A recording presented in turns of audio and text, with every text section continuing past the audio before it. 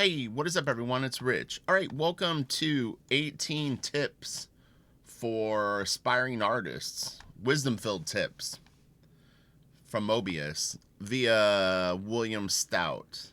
So we started this, I think last Saturday. I can't remember, but I want to continue with it, and I apologize for the lag in between videos. And also, I did do a super fun Sunday on I think Monday or Tuesday for Patreon, but I was too busy to do one last weekend, and I'm not doing one tomorrow. But I will film a Patreon video, I think either today or tomorrow, but it's going to be more of the perspective work. Quick housekeeping for the YouTube channel. I mean, I'm really busy right now, and the next 6 to probably 10 weeks, I'm going to be really slammed. So, I mean, YouTube probably will be the first thing that I'll have to kind of like, chop sort of hours of my day out of. I will continue to do videos for Patreon, but it's just a different thing and a different sort of like there's different goals on Patreon than there are on YouTube. So anyway, but yeah, let's get to this. This will be interesting. So I believe we were on number 8, Ocho. So let's check it out. And again, use your own opinion on any of these suggestions. I'll kind of give my reaction to what I'm reading, but anything that connects with you, use. If the way that I react to something makes you think of something, and you get a third idea, that's great too. So there's no right or wrong answers, and everyone's gonna connect. I was almost thinking about trying to do my own version of this, where I just do 18 sort of what I would consider tips for artists. So I might do that next year. So we'll see. Next year isn't very far away now. So the stylistic continuity of an artist and its public presentation are full of symbols. Not necessarily. Not everyone uses symbolic meaning, but I think he could be talking about, like, in the US we kind of call them ciphers, but he's talking about actual symbolism. But they can be read just like a tarot deck. I chose my name Moebius as a joke when I was 22 years old, but in truth the name came to resonate with meaning. If you arrive wearing a t-shirt of Don Quixote, that tells me who you are. In my case, making a drawing of a relative simplicity and subtle indications is important to me. So, again, not all artists are slipping symbolism into their work. Some people just draw stuff, they want to be a cartoonist and they're going to draw fun stuff. But at the same time, I think there's stylistic symbolism, meaning, the way that you would draw a nose or the way that you might draw arms or hands and stuff like that. But in terms of true symbolism, I honestly, at least in American comic books, I would say that is more rare than actual any kind of norm. I'm into that stuff, but I came at it from a slightly different, viewpoint. And my favorite artist is probably like H.R. Giger. So I mean, it's like it's like depends on what you originated from. If your favorite artist is Umberto Ramos, you might not have a ton of symbolism in your work. Not saying that he doesn't. And most artists, if you talk to them, will have a deeper meaning to their work, or at least they'll feel that way. And then does that translate through the pictures? Sometimes yes, sometimes no. So anyway, when an artist, a real working artist, goes out on the street, he does not see things the same way as normal people. His unique vision is crucial to documenting a way of life and the people who live it. I mean, I would agree with that for myself. But again, I mean, there are some people that just draw, They enjoy drawing, and sure, they're taking in things differently. I found fine art opened my eyes up more than anything that I've ever experienced in terms of looking at the real world and then seeing art in it. I spent about, I don't even remember how many months it was. I had a pet that was really sick, and we were going through a super traumatic time, and I really couldn't focus on anything. And so I would work during the day, but at night I was just like, my brain was fried. And so I ended up just studying fine art, all art, but it was like I kind of went from Frazetta to like Rembrandt, and then just like everywhere. And I found that looking at a lot of like classic paintings, fine art, all different stuff. John Singer Sargent, Wyeth. I mean, you just any artist you can think of, I probably have looked at just about. And I found that seeing the colors, seeing the way that they approach things, the way that they use light, really started to impact the way that I was seeing things in the real world, especially like the way that light affects things and color and how color changes throughout the day and things like that. So, again, I don't know if you're a cartoonist and you have more simple goals. Moebius is a very like thinking artist, so it's okay if you don't like have this huge revelation. You can just draw and cartoon and still enjoy it. But I think most people, even like someone like a Luash, probably feels that way, or a Claire Wendling, or you know what I mean, different artists that do different things. So, and this is, Americans are different than Europeans, or different than people from Spain or wherever. It's cultural perceptions of things too. Another important element is composition. The compositions in our story should be studied because a page or painting or a panel is a face that looks at the reader and speaks to him. A page is not just a succession of insignificant panels. There are panels that are full, some that are empty, others are vertical, some are horizontal, some horizontal. All are indications of the artist's intentions. Vertical panels excite the reader, horizontals calm him. For us in the Western world, motion in a panel that goes from left to right represents action heading towards the future. Moving from right to left directs action towards the past. The directions we indicate represent a dispersion of energy. An object or character placed in the center of a panel forces and concentrates energy and attention. These are basic reading symbols and forms that evoke in the reader a fascination, a kind of hypnosis. You must be conscious of rhythm and set traps for the reader to fall into so that when he falls, he gets lost, allowing you to manipulate and move him inside your world with greater ease and pleasure. That's because what you've created is a sense of life. You must study the great painters. Hey, that's kind of funny. Especially those who speak with their paintings. Their individual paintings, schools, or genres or time periods should not matter.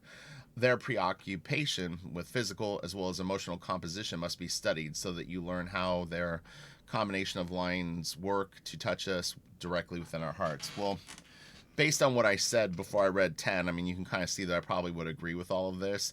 Composition to me is the most important part of drawing, I think. A lot of people, well, my perception of how people see my personal work is that it's very detailed, or that sometimes I'm known for detailed work. I've said this many, many times. It's really the least of my concerns with my pieces. The main concern for me is a very dynamic composition, a sense of depth, a sense of impact, and that's really what I go for. And the detail is sort of the table dressing. It creates the value, it creates the scope, it creates the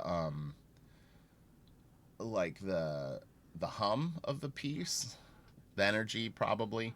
But it was just that's what my eye likes, so that's kind of how I do it. So anyway, so I would agree with 10.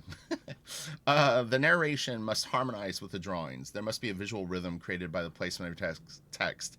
And again, I come from a music background, so I always am thinking musically when I'm doing art. I literally can't not. I have to almost pretend that I'm doing music when I'm doing art, or I don't seem to have a high success rate finishing pieces. That doesn't necessarily mean that you need that, though. But anyway, the narration must harmonize with the drawings. They must be a visual rhythm created by the placement of your text. The rhythm of your plot should be reflected in your visual cadence and the way you compress or expand time. Like a filmmaker, you must be very careful in how you cast your characters and in how you direct them. Use your characters or actors like a director, studying and then selecting from all of your characters' different takes. I would agree with that. And again, I think that a lot of really good cartoonists and comic book artists and illustrators probably, maybe not necessarily could be great actors, but you have to be able to act in your mind. You have to be able to get into each character's head and be able to represent them and respect them, whether they're a scumbag or a funny character or a silly character or a throwaway character. I feel like you need to relate to them and you need to know them and the more that you can kind of get into that headspace and really sort of empathize with every character that you draw, sort of, I think that there will be a greater connection, possibly, to the people looking at your work. So have fun with it. I mean, that's kind of a fun sort of rabbit hole that you can go down, which is really, really be passionate about everything you draw. If it gets too mechanical, it might feel that way, you know. And it's a real subtle evolution of that. I was talking about on Patreon in one of my perspective videos that for the longest time I felt like I didn't know perspective, and I would go back to it occasionally, you know, a couple of times a year. I would be like, all right, this is the time that I'm going to learn it. I'm really going to do it. And just at some point I knew it. And I you know, the caveat was this, like I'm not a master of perspective by any means. What I'm saying is there was a point where I thought that I didn't really understand it, and then all of a sudden I did. But it wasn't all of a sudden. It was like a period of like 2 to 3 years where I just, you know, like kept going back to it, kept going back to it, kept going back to it, and then finally I realized that I sort of understood it. And it's kind of like probably what happens with this is you're actually utilizing pieces of this information, the character acting or the way that you do compositions, but at some point you'll kind of arrive like where you realize, hey, you know what, I've actually got a decent handle on this now. Having a decent handle on it, or even a level of comfort in it, there's still always, like, you know, 50 levels above that you could get better at. So it never ends, which is fun, but it's also like, you know, if you're always challenging yourself, you may not ever feel satisfied, and that's kind of what I'm experiencing. And I have to keep reminding myself to lighten up a little bit on myself, because I just, like, it's pretty clear to me that I'm never going to be satisfied. And I used to think that I actually, because I'm not a person that hates on pieces that I do. So I've met people like that, where they think everything that they do sucks. I don't really feel that way with my finished pieces, but when I'm working on them, I think that they're going to be a disaster. And so it gives me a ripcord to sort of bail out on things. So be careful with that. So, here we go. Wow, this is going to be gnarly. What is this all about? Beware of the devastating influence of North American comic books. Holy shit. Are you kidding me with this? Wow. That's kind of what I was touching on. The artists in Mexico seem to only study their surface effects. A little bit of anatomy mixed with dynamic compositions, monsters, fights, screaming, and teeth. I like some of that stuff too, but there are many other possibilities and expressions that are also worthy of exploration. So see, that's kind of what I was saying is like, I don't know if I even really need to like break it down more, but I think that that's a huge problem with North American comic books. And as someone who got into them at a slightly older age, like I didn't really get into comic books until I was in my early 20s. So my first reaction to the comic book stuff was, hey, this is really cool. Like 3 weeks later, I was going like, man, this is really repetitive, and a lot of these people just copy each other, and a lot of these ideas aren't very original. So I mean, there was a quick,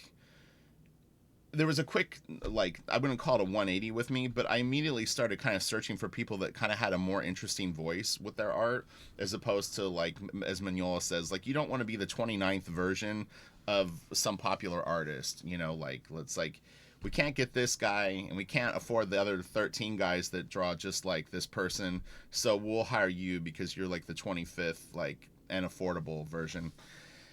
So he refers to it as a devastating influence. That's pretty, like he's putting it in a very, very specific box. So you can agree with or disagree, but I think that comic books in America now, because of the internet, sounds funny because the internet's been around for a long time now, but I think we're exposed to a lot better influences now than maybe when this could have originally been documented. I don't know what year this was. Let's see if it says. I'm just checking to see if they have 1989. I don't know. Scanning it, I might not be able to figure out when it is, but you know, again, I think that North American comic book artists now are exposed to better influence, but I still see it on Instagram. You know, I see people uploading stuff, and it's like, man, like, go deeper, guys and girls. Like, we've seen this like 1,000 times, 20,000 times. Like, come up with something new. There's other things you can do with these characters. So anyway, there's a connection between music and drawing. Whoa, whoa, whoa. What? No. The size of that connection depends upon your personality and what's going on at that moment. For the last 10 years, I've been working in silence. For me, there is music in the rhythm of my lines. Drawing at times is a search for discoveries. A precise, beautiful, executed line is like an orgasm. So, I work in silence. I'll ink with stuff on, but if I'm drawing, I like dead silence because the music's in my mind. But I don't hear music literally, and I don't see music on the page, but I have to totally be just with the art when I'm doing it. Maybe further into the drawing, if I'm just doing busy work at that point, like you have to draw 50 windows or you're rendering something that's going to take like 2 hours. Those points I can kind of put on music. But if I'm laying stuff out or even just drawing the core things, I work in silence. So, and I've not read ahead on any of this stuff. I have no idea what any of these are going to be. So, color is a language that the graphic artist uses to manipulate his reader's attention as well as to create beauty.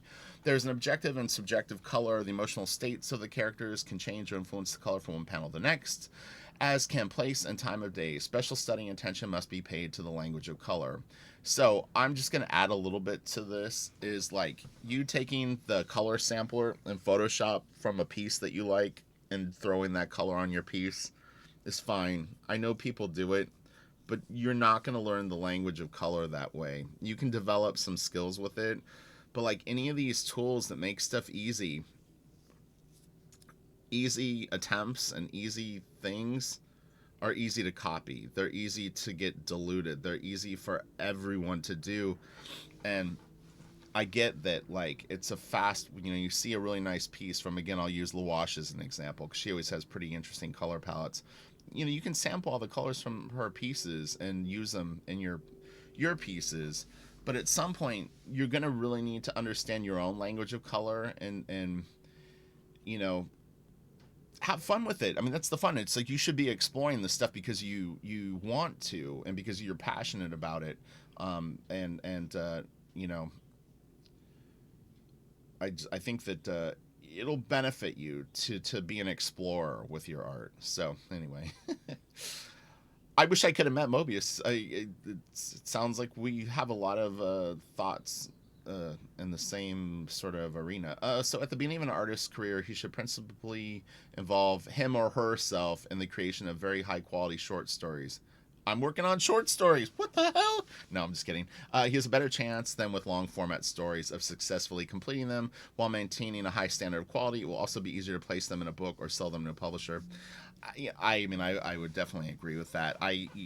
There's a really funny story that Alan Moore told, and I guess early on, Alan Moore wanted to draw. He may have wanted to draw and write. I'm gonna just paraphrase what I remember the story to be, but it is funny. Is like, so it started out like he was gonna like draw something, and then he just made this huge project that was nearly impossible for any young artist to complete. It's like it's going to be a 160-page master work of like, Lord of the Rings kind of deal. So I always recommend, look, if especially if you're not drawing at all, just do little spot illustrations. I mean, like literally draw like a cat, but try to put some character into it, or draw a telephone. I think I used an example with the Franklin Booth thing. If you want to learn, like bite off little things like that at first. With my black drawings, the very first black drawing that I did was very simple compared to the ones that I ended up doing, a few months later. But I felt that was a good way to hit refresh and then kind of move into things. So start small and build up. But I would agree with this. It was interesting. I was listening to an interview yesterday with a musician, and he was talking about like, you can't go into any project and be like, oh well, I'm just gonna give 70% on this one.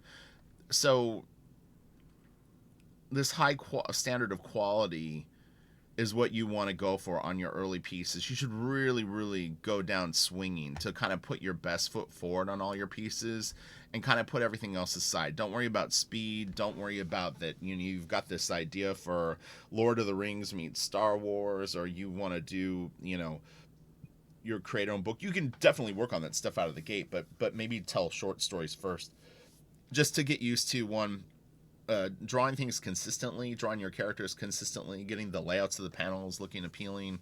But if you have an opportunity to draw like a 20 or 40 page book, I wouldn't say don't do that either. So Okay, so there are times when we knowingly head down a path of failure, choosing the wrong theme or subject for our capabilities, or choosing a project that is too large or is an unsuitable technique. If this happens, you must not complain later. I agree with that. I mean, I tried forever to draw superheroes, and I'm just not as passionate about them. And I think it's not even that. I think that for me, I feel defeated immediately trying to draw superheroes because everybody has drawn Superman, everyone has drawn Batman, and to me, there's no like uncharted territory kind of with the characters in some way. And so it's like I immediately in my mind am like comparing like what I'm gonna do to whoever in my mind. I'm going like, oh well, like this guy did this Superman and this guy did this, um, Cyclops or whatever it is, and there's something fun about working on things that maybe haven't been explored, but you don't really know until you try it. I just know that my success rate drawing superheroes is like almost non-existent, and I always just am like looking forward to them being done when I draw them. So it's not inking, but I'm just saying like I love seeing people that can draw superheroes great. It's just not me. I'm more sci-fi, I'm more fantasy, I'm more horror oriented. It's just the way that it is. It's like so, you know, you'll learn a lot from choosing the wrong theme or subject for your capabilities. So, take what you can get, especially if it's work and someone's going to pay you. But at some point, just be aware that you may have to sort of like go backwards to go forwards, which is essentially what I had to do. Is I had to really stall, not even intentionally, but it was just like I kind of knew, I think instinctively, that just was never going to work, and so it was like I was already, you know what I mean? You're dead on arrival. It's just nothing is going to happen with it, no matter how hard you try, because you can't force yourself to do something that you really don't want to do. Although people do, but it's just trickier with art. Sorry, my cat's playing with a hair tie behind me, and I was like, "What is going on?" All right, so when new work has been sent to an editor and it receives a rejection, you should always ask for and try to discover the reasons for your rejection. By studying these reasons for our failure, only then can we begin to learn. It is not about struggle with our limitations with the public or with the publishers. One should treat it with more of an Aikido approach. It is the very strength and power of our adversary that is used as the key to his defeat. I like that. Hold on, my phone is because I just want to see what this is. Oh, YouTube. Um, yeah, I mean, even to this day, as long as I've been inking, when I start inking a new penciler, I'm really, really stressed out. I'm very anxious. I assume that they're going to hate everything that I do. I'm being serious here. Very, very rarely do I take jobs where I don't feel that way. Ironically, some of the harder jobs that I've done, I haven't felt that way. But I think I've had a different experience over the last like 6 or 7 years as I've sort of kind of bounced around more. But early on, like I didn't really feel nervous thinking Travis, as funny as that sounds. I was nervous that it would end quickly, but like Baklo, I didn't feel that way. But it kind of further down the road, it was like I wasn't feeling like I was gonna click with anyone. It's a tough situation to be in because I'm pretty versatile, but just it's like you're always waiting for the other shoe to drop. Like you turn in the pages and you're just expecting like an email that someone's gonna write back and go, "These suck. You're off the book." So I don't know if that feeling ever goes away. So you get used to the feeling of rejection, even if you don't experience it, because if you anticipate it, you've already experienced it. If you're stressed out about it for 2 days and it never happens, you've already put yourself through the experience anyway. So it's one of those things. But again, I don't know if any of that ever goes away. The fear of rejection, the fear of failure, it's all kind of part of being an artist. It's like you expose yourself, you do the piece, and just get ready to get kicked in the nuts. It's never stopped me from doing stuff other than, like I said, I was trying to draw stuff that I don't think I was into. But I've never been intimidated by someone saying your work sucks. If that means if it's clear, like you just you can't take the compliments that seriously and you can't take the criticisms that seriously, but you can try to learn from the feedback that you get. If people are reacting to something positively, and you see enough of it, you can kind of go, okay, I'm sort of on to something. And then if it feels right to you and you want to pursue that, then that's fine. And if a lot of people are telling you that like you draw bad faces, you should take that seriously, but don't get you know hurt by it. It's like you'll get better. And then what's the last one? Now it is possible to expose our works to readers in every part of the planet. We must always keep aware of this. That is true. That is a global exposure now, which is very, very cool. And to begin with, drawing is a form of personal communication, but this does not mean that the artist should close himself off inside a bubble. His communication should be for those aesthetically, philosophically, and geographically close to him, as well as for himself, but also for complete strangers. Drawing is a medium of communication for the great family we have not met, for the public, and for the world. And that's a really, really exciting and rewarding part of doing art. And when I work at home alone, which is like 99.9% of the time, I can lose sight of that. So I can imagine that someone, like I felt like last year really sucked for me, or this year that we're just finishing.